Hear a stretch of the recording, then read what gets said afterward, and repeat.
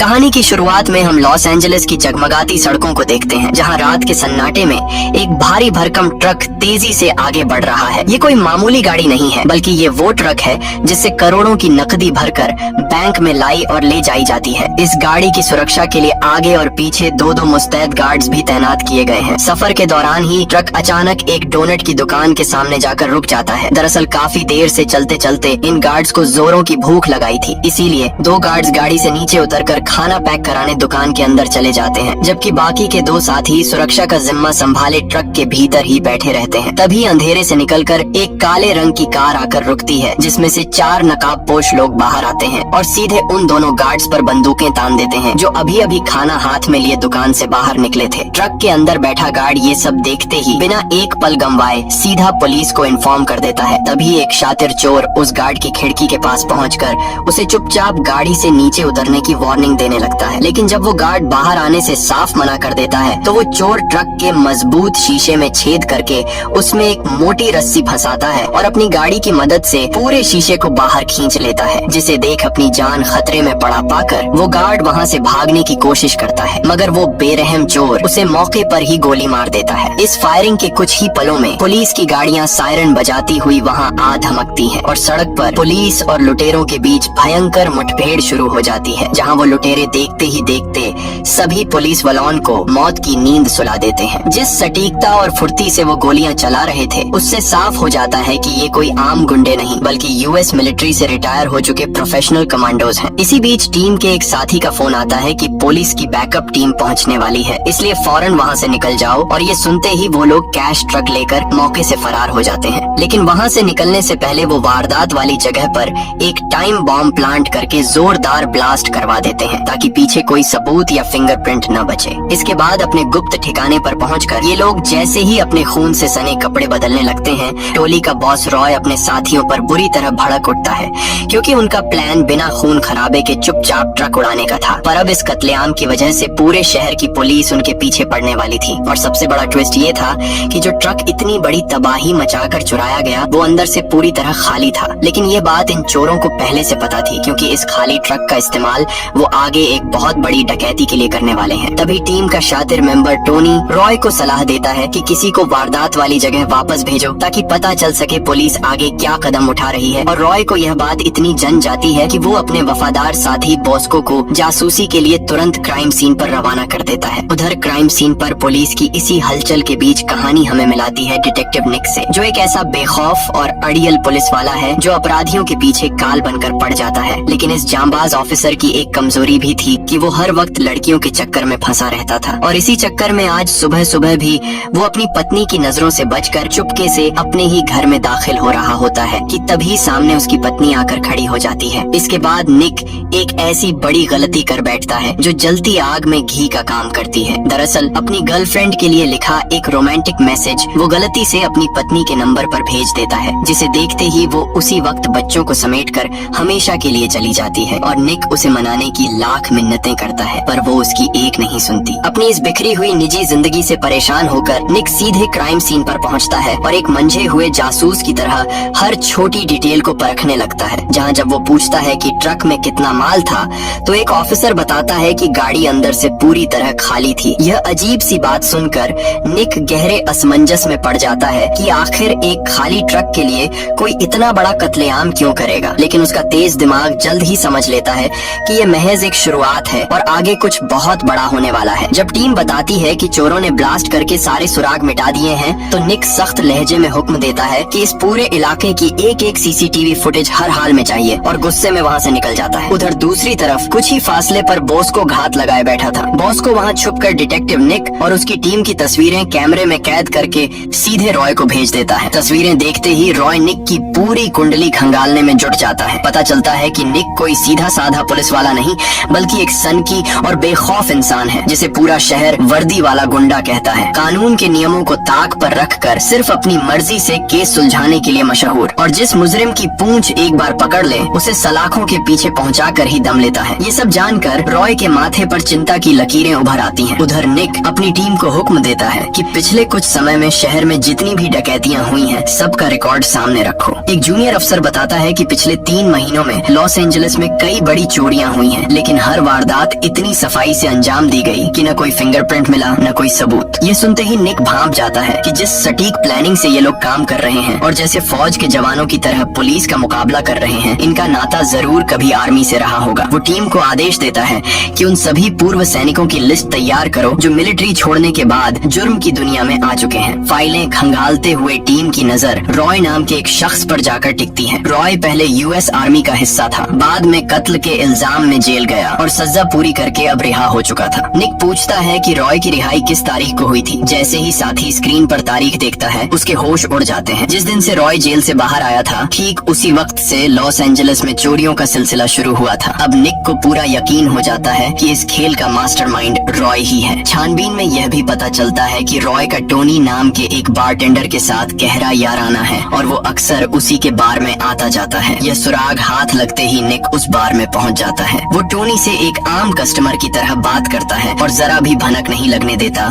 कि वो एक डिटेक्टिव है। लेकिन जैसे ही रात को टोनी की शिफ्ट खत्म होती है और वो पार्किंग में अपनी गाड़ी में बैठता है, निक अचानक सामने आता है और टोनी के जबड़े पर एक जोरदार पंच मारता है कि टोनी वहीं बेहोश हो जाता है। कुछ देर बाद जब टोनी आंखें खोलता है तो खुद को एक अनजान कमरे में बंधा पाता है। बाहर झांक कर देखता है तो नजारा हैरान कर देने वाला था। डिटेक्टिव निक और उसकी टीम कुछ लड़कियों के साथ बेफिक्री से नाच गाने का लुत्फ उठा रहे थे। तभी निक की नजर टोनी पर पड़ती है। वो उसे कुर्सी पर टिकाकर सीधे पूछता है, हाँ भाई, किस इरादे से वो कैश ट्रक उड़ाया और तुम्हारा आका कौन है? टोनी चालाकी से मुस्कुराता है और खुद को पाक साफ बताते हुए कहता है कि वो तो बस एक मामूली बारटेंडर है, इन सब से उसका कोई लेना देना नहीं। यह नौटंकी देख निक जेब से एक तस्वीर निकालकर उसके मुंह पर मारता है, जिसमें टोनी साफ तौर पर रॉय के बगल में खड़ा था। टोनी के पैरों तले जमीन खिसक जाती है, मगर वो फिर भी अड़ा रहता है और कहता है, ये मैं नहीं कोई हम शक्ल होगा। तभी निक का एक साथी टोनी के कान में फुसफुसाता है, तू इस वक्त यमराज के बिल्कुल बगल में बैठा है, फिर भी झूठ बोल रहा है। भलाई इसी में है कि जो जानते हो बक दो। मगर टोनी फिर भी जबान नहीं खोलता। ये देख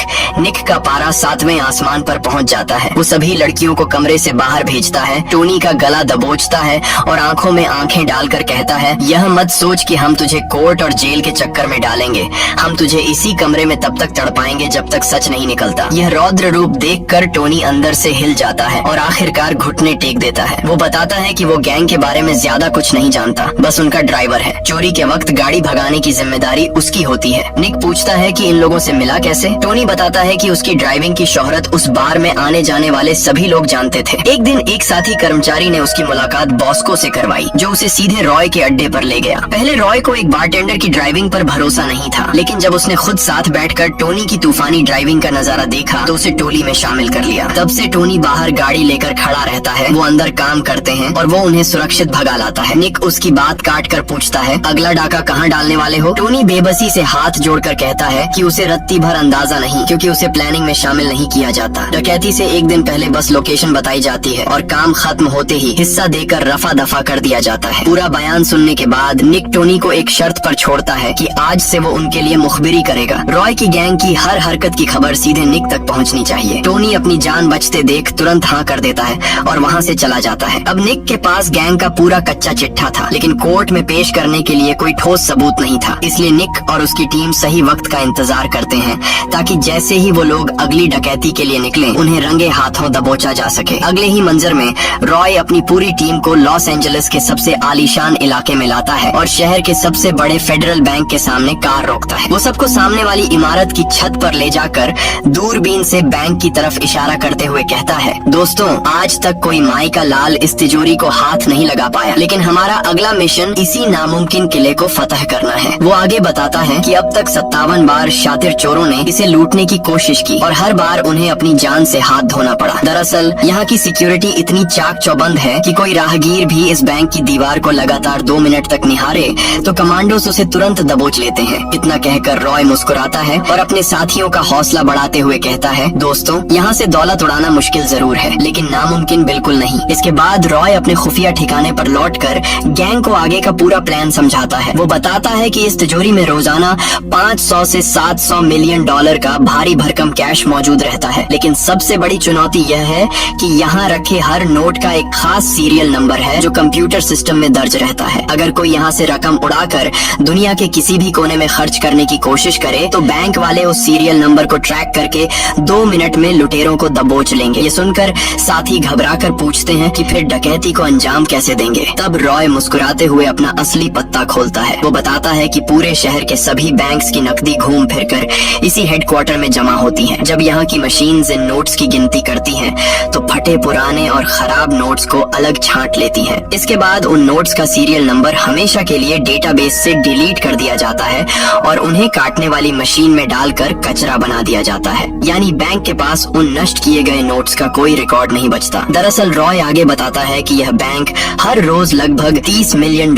के पुराने नोट्स बर्बाद करता है और हमारा असली मिशन उन्हीं नोट्स को मशीन में पिसने से ठीक पहले उड़ाना है। ऐसे नोट्स मार्केट में कहीं भी इस्तेमाल करो, कानून बाल भी बांका नहीं कर पाएगा, क्योंकि उनका सीरियल नंबर सरकारी रिकॉर्ड में है ही नहीं। रॉय का यह मास्टर प्लान सुनकर सबके होश उड़ जाते हैं, लेकिन एक साथी पूछता है कि उस अभेद्य किले के भीतर कदम कैसे रखेंगे। इस पर रॉय बताता है कि वही बख्तरबंद कैश ट्रक जो पहले चुराया था उसी का इस्तेमाल होगा। सब गार्ड्स की वर्दी पहनकर बैंक के पिछले खुफिया रास्ते से दाखिल होंगे, क्योंकि उस बैक गेट पर पहरा थोड़ा ढीला होता है और सिक्योरिटी वाले सिर्फ ड्राइवर का चेहरा देखकर गाड़ी अंदर आने देते हैं। लेकिन इसके लिए पहले एक मोहरे को बैंक के अंदर भेजना होगा जो वहाँ के माहौल का पूरा जायजा ले सके। अगली सुबह टोनी उसी फेडरल बैंक के बगल वाले रेस्टोरेंट में डिलीवरी बॉय की नौकरी ज्वाइन कर लेता है। जैसे ही बैंक की एक महिला कर्मचारी खाने का ऑर्डर करती है, टोनी चालाकी से एक की जगह 2 पार्सल उठाकर बैंक की तरफ चल देता है। एंट्री गेट पर पूरी तलाशी के बाद उसे एक ऑफिशियल एंट्री पास मिल जाता है, जिससे वो अब कभी भी बैंक के भीतर आ जा सकता था। अंदर महिला को खाना सौंपकर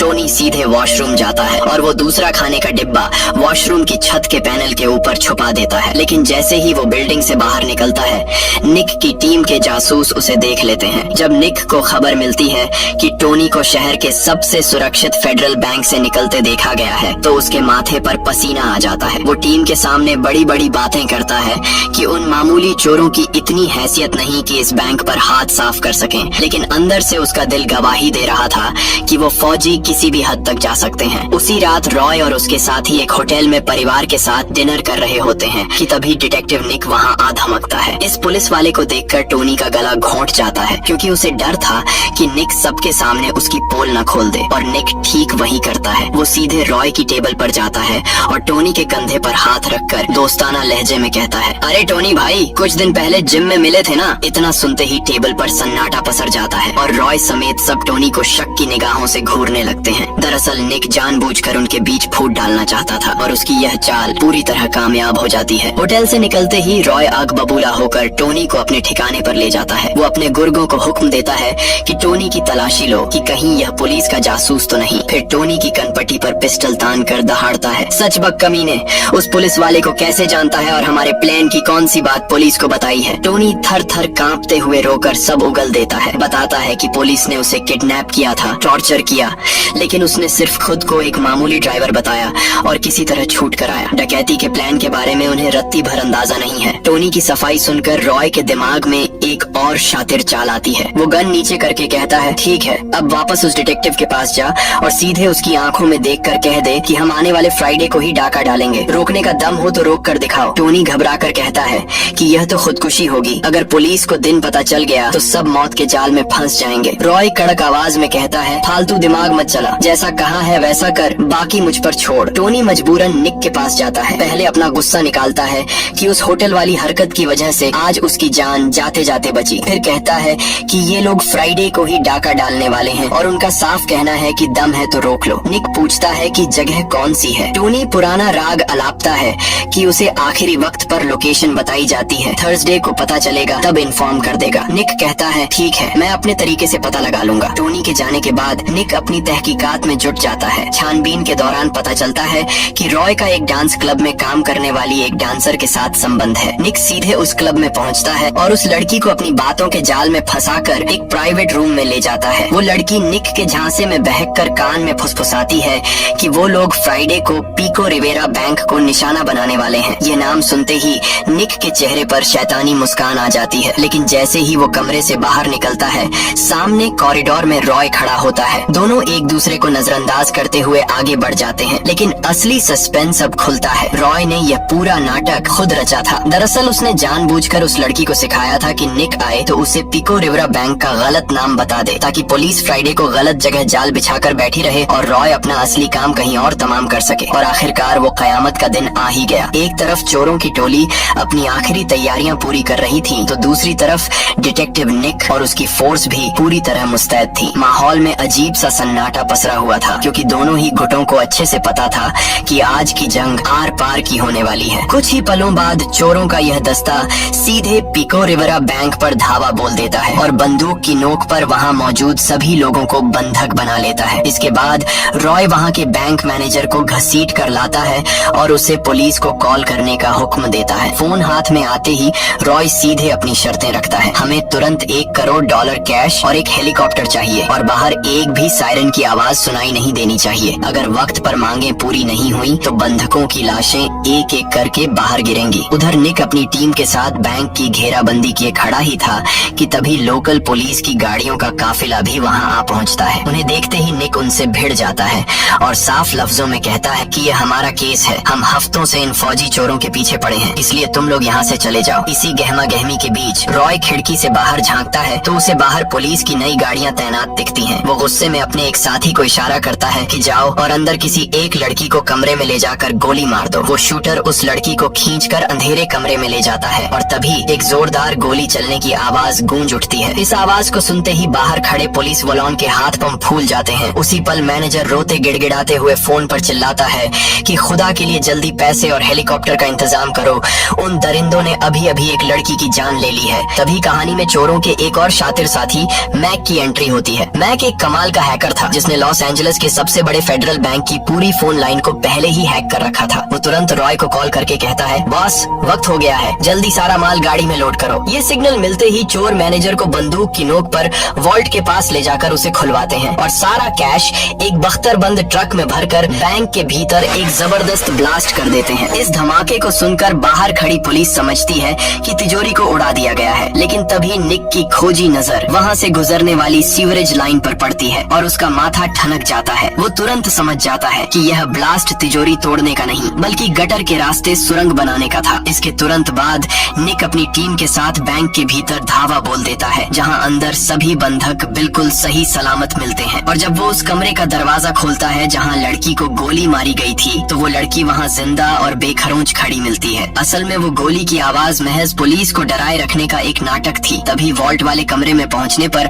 फर्श पर एक बड़ा गड्ढा दिखाई देता है। अब निक को पूरा माजरा समझ आ चुका था कि वो फौजी चोर पुलिस को अपनी उंगलियों पर नचाकर सीवरेज लाइन के रास्ते पहले ही निकल चुके थे। तभी मंजर बदलता है और हम रॉय और उसके एक साथी को बैंक गार्ड्स की वर्दी में एक भारी भरकम ट्रक दौड़ाते हुए देखते हैं। यह वही बख्तरबंद गाड़ी थी जो कहानी की शुरुआत में चुराई गई थी, लेकिन इसका रंग रूप इतनी चालाकी से बदल दिया गया था कि यह हूबहू बैंक की ओरिजिनल कैश वैन लग रही थी। पिको रिवेरा बैंक की तिजोरी से लूटा गया एक डॉलर इसी गाड़ी में भरा हुआ था और अब ये चोर उसे लेकर शहर के सबसे बड़े फेडरल बैंक की तरफ बढ़ रहे थे। उधर हैकर मैक ने फेडरल बैंक की पूरी कम्युनिकेशन लाइन अपने कंट्रोल में ले रखी थी, जिसने पहले ही वहां के सिक्योरिटी गार्ड्स को फेक कॉल करके बता दिया था कि कैश ट्रक कुछ ही मिनटों में वहां पहुंचने वाला है। और यहीं पर इस पूरी डकैती का सबसे बड़ा सच सामने आता है। दरअसल उन्होंने पिको रिवेरा बैंक इसलिए नहीं लूटा था कि वो उस कैश को सीधे मार्केट में खर्च करेंगे। वो तो उन नए नोट्स को फेडरल बैंक की काउंटिंग मशीन में डलवाकर उन पुराने और फटे नोट्स के बक्से उड़ाना चाहते थे, जिनके सीरियल नंबर सरकारी रिकॉर्ड से हमेशा के लिए डिलीट हो चुके थे। क्योंकि नए नोट्स मार्केट में खर्च करते तो पुलिस उन्हें आसानी से ट्रैक कर लेती, लेकिन इन पुराने नोट्स का तो कोई रिकॉर्ड ही नहीं बचा था। कुछ ही देर में वो ट्रक फेडरल बैंक के पिछले VIP गेट पर जाकर रुकता है, जहां तैनात एक गार्ड उनकी गाड़ी को रोकता है। चोर उसे अपनी फेक ID दिखाते हैं, जो इतनी सफाई से बनाई गई थी कि असली और नकली का फर्क करना नामुमकिन था। इसके साथ ही मैक की उस फेक कॉल की वजह से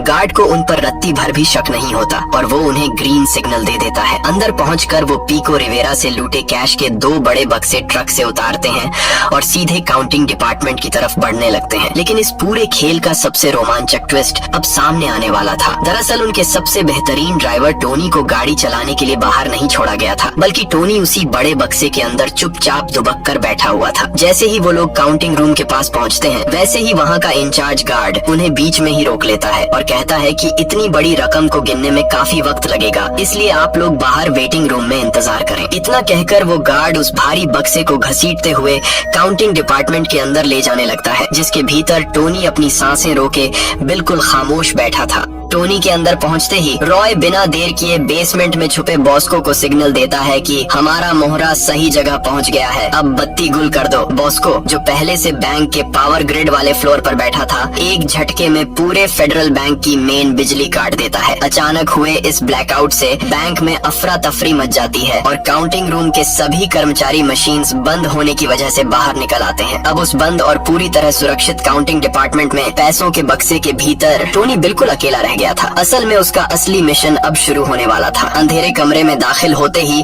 टोनी बिना एक पल गंवाए एक स्ट्रोब लाइट ऑन कर देता है। इस रोशनी के चालू होते ही सारे सिक्योरिटी कैमरास ब्लर हो जाते हैं, जिससे कंट्रोल रूम में बैठे गार्ड्स को स्क्रीन पर कुछ भी दिखना बंद हो जाता है। रास्ता साफ होते ही टोनी उस कैश बॉक्स से बाहर निकलता है, जहां कमरे में दूर दूर तक कोई नहीं था। अब टोनी बिना वक्त जाया किए उन फटे पुराने और रद्द हो चुके नोट्स की गड्डियां धड़ाधड़ बैग्स में ठूंसने लगता है। दरअसल यह वही दौलत थी जिसका सीरियल नंबर कंप्यूटर से हमेशा के लिए मिटाया जा चुका था और जिसे कुछ ही देर में कतरन मशीन में पिसना था। इसके बाद टोनी उन बैग्स को कमरे के कोने में रखे बड़े डस्टबिन में फेंकने लगता है। उसका प्लान था कि कचरा उठाने वाली गाड़ी इसे बेकार कबाड़ समझकर बैंक से बाहर ले जाएगी और फिर उनकी गैंग इस माल पर हाथ साफ कर लेगी। उधर कंट्रोल रूम में गार्ड्स का माथा ठनकता है कि सारे कैमरास एक साथ कैसे बंद हो गए। इसीलिए कुछ गार्ड्स तुरंत काउंटिंग डिपार्टमेंट की तरफ बढ़ने लगते हैं। ये देखते ही रॉय वायरलेस पर टोनी के कान में चिल्लाता है, टोनी जल्दी कर, गार्ड्स तेरी तरफ आ रहे हैं। इतना सुनते ही टोनी के हाथ पांव फूल जाते हैं और वो दुगनी रफ्तार से बचे हुए नोट्स बैग में भरकर डस्टबिन में बंद कर देता है। फिर वो छत की वेंटिलेशन जाली उखाड़ता है और जैसे ही गार्ड्स कमरे में दाखिल होते हैं, टोनी उस खुफिया रास्ते में गायब हो चुका था। इसके बाद जब गार्ड्स पीको रिवेरा बैंक से आए कैश की दोबारा गिनती करते हैं तो हर एक डॉलर का हिसाब बिल्कुल सटीक मिलता है, क्योंकि टोनी ने उन नोट्स को छुआ ही नहीं था। उसने तो वो रद्दी माल उड़ाया था जिसका बैंक के किसी रिकॉर्ड में कोई नामो निशान नहीं था। रकम पूरी पाकर गार्ड्स रॉय से कहते हैं, सब ठीक है, आप लोग जा सकते हैं, और रॉय एक शातिर मुस्कान के साथ वहाँ से विदा लेता है। इसी बीच बैंक की वही महिला कर्मचारी दोबारा रेस्टोरेंट में लंच ऑर्डर करती है, लेकिन इस बार फोन हैकर मैक उठाता है, जिसने रेस्टोरेंट की लाइन भी अपने कंट्रोल में ले रखी थी। मैक आवाज बदलकर कहता है कि खाना 5 मिनट में पहुंच रहा है। उधर वेंटिलेशन के संकरे रास्तों से रेंगता हुआ टोनी ठीक उसी वॉशरूम की छत के पास पहुंच जाता है जहां उसने पहले वाला पार्सल छुपाया था। वो तुरंत नीचे उतरता है, कुरियर बॉय की यूनिफॉर्म पहनता है और खाना हाथ में लिए उस महिला को पार्सल सौंप देता है। फिर वो ऑफिशियल एंट्री पास की बदौलत एक शरीफ डिलीवरी बॉय बनकर बैंक के मुख्य दरवाजे से बाहर निकल जाता है। लेकिन जैसे ही वो बाहर कदम रखता है, वैसे ही उस महिला का सिक्योरिटी को कॉल आता है, उस डिलीवरी बॉय को रोको, ये खाना कई दिन पुराना और सड़ा हुआ है। मगर अब बहुत देर हो चुकी थी और परिंदा पिंजरे से उड़ चुका था। दूसरी तरफ कचरे की गाड़ी डस्टबिन खाली करके आगे बढ़ चुकी थी और रॉय दूर से उसका पीछा कर रहा था। तभी एक चौराहे पर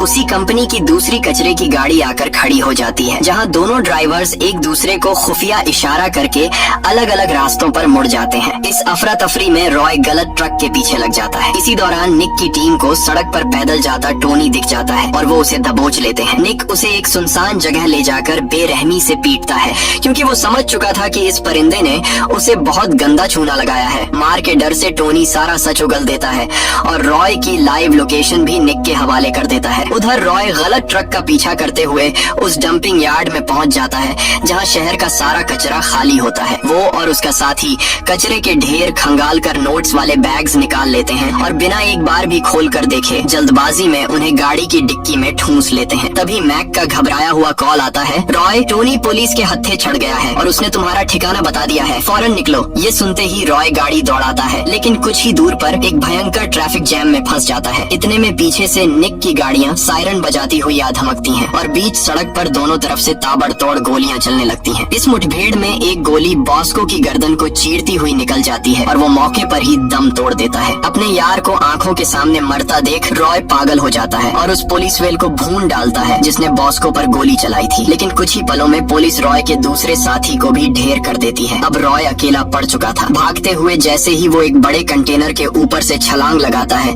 निक की एक सटीक गोली उसकी पीठ में धंस जाती है। रॉय लहूलुहान होकर एक कार की ओट में छिप जाता है, जहां निक गन ताने उसके करीब पहुंचता है और चिल्लाता है, हथियार डाल दो रॉय, गेम ओवर। लेकिन रॉय सरेंडर करने के बजाय निक पर गन तान देता है और जवाब में निक अपनी पूरी मैगजीन रॉय के सीने में खाली कर देता है। रॉय वहीं दम तोड़ देता है, जिससे निक को लग रहा था कि जुर्म के इस साम्राज्य साम्राज्य का अंत हो गया है। लेकिन वापस गाड़ी के पास आकर उसका दिमाग घूम जाता है, क्योंकि टोनी हथकड़ी से खुद को छुड़ाकर फरार हो चुका था। निक गुस्से से पागल हो उठता है और जब वो रॉय की गाड़ी की डिक्की खोलकर बैग्स की जिप खोलता है तो उसके पैरों तले जमीन खिसक जाती है। उन बैग्स में नोट्स की गड्डियां नहीं बल्कि शहर का सड़ा हुआ कचरा भरा हुआ था। अब निक गहरे असमंजस में डूब जाता है कि इतने शातिर फौजी महज रद्दी कचरे के लिए अपनी पूरी टीम की जान दांव पर लगा दें। ये कैसे मुमकिन है? कुछ ही देर में वहाँ FBI की टीम पहुँचती है और फेडरल बैंक के लॉकर्स खंगालने पर पाती है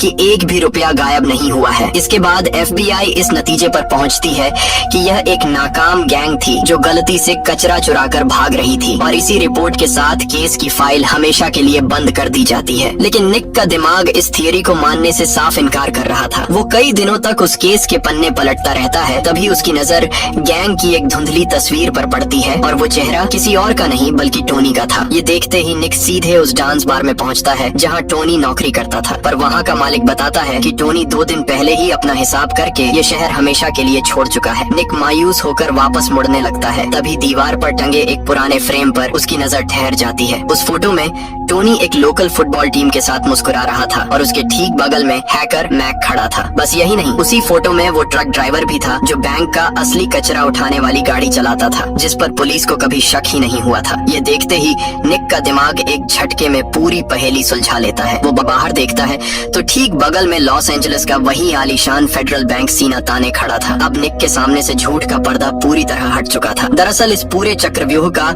असली मास्टरमाइंड रॉय नहीं बल्कि वो मामूली सा दिखने वाला बारटेंडर टोनी था। बैंक के बगल वाले बार में काम करते हुए उसने रात को नशे में धुत बैंक के बड़े अफसरों से सिक्योरिटी और उन $30 मिलियन के बेकार नोट्स का पूरा राज उगलवा लिया था। उसने बैंक के असली कचरा ड्राइवर को भी मोटी रकम देकर अपने साथ मिला लिया था। यानी इस पूरी डकैती की पटकथा टोनी ने खुद लिखी थी, जिसने पुलिस और कानून को ही नहीं बल्कि रॉय और उसकी पूरी कमांडो टीम को भी सिर्फ एक मोहरा बनाकर बेवकूफ बनाया था। उसने एक ऐसी दौलत पर हाथ साफ किया था जिसका दुनिया के किसी भी सरकारी कंप्यूटर में कोई रिकॉर्ड नहीं था। निक को अब सब कुछ पता चल चुका था, मगर अफसोस कि टोनी के खिलाफ कोर्ट में पेश करने के लिए उसके पास एक भी पुख्ता सबूत नहीं था। कहानी के आखिरी दृश्य में कैमरा हमें सीधे लंदन के एक आलीशान बार में ले जाता है। वहाँ टोनी बिल्कुल शांत चेहरे के साथ बारटेंडर की नौकरी कर रहा होता है, लेकिन इस बार उसका यह बार शहर की सबसे बड़ी डायमंड एक्सचेंज कंपनी के ठीक बगल में था। तभी उस कंपनी का एक बड़ा अफसर थककर ड्रिंक लेने आता है और टोनी एक रहस्यमय मुस्कान के साथ